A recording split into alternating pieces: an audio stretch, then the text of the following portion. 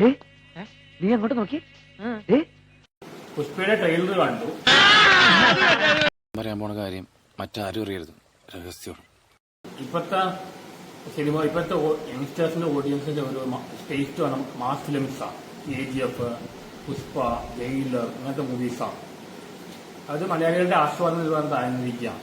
പണ്ടൊന്നും രജനീകാന്ത് പടങ്ങൾ മലയാള സിനിമയിൽ കേരളത്തിൽ കൂടുതലായിരുന്നു. കാരണം ബുദ്ധിപരമായ വ്യായാമമില്ല. ഞാൻ ഫാദറിന് ക്ലാസ് റോൾ മാത്രമല്ല മാസം ചെയ്യാൻ പറ്റുന്ന തെളിയിച്ച പുഷ്പ വണ്ണിലൂടെയാണ്. പക്ഷെ ലാഗിൽ വരാൻ സാധ്യതയുണ്ട്. ഈ കാലത്ത് 3.5 മണിക്കൂറല്ലോ പറഞ്ഞ നടക്കുന്ന കാര്യമല്ല. ഇപ്പോഴത്തെ പിള്ളേർക്ക് സമയമില്ല. അവർ ഇലക്ട്രോണിക് ആയിട്ട് സ്റ്റാൻഡ് ചെയ്യുന്ന ആൾക്കാർ, റീൽസ് നോക്കുന്ന. അപ്പൊ അവർക്ക് സമയമില്ല. 3.5 മണിക്കൂറിൽ എന്തിനാണ് പടം ഷൂട്ട് ചെയ്യുന്ന അറിയില്ല. 50% പ്രതീക്ഷയില്ല. 50% മോശം സാധ്യതയുണ്ട്. കാരണം ഇത്രയും ടൈം എടുക്കുന്നുണ്ട്. ലാഗ് വരുമെന്ന് അറിയില്ല. 50% പടം നന്നാവാൻ സാധ്യതയുണ്ട്.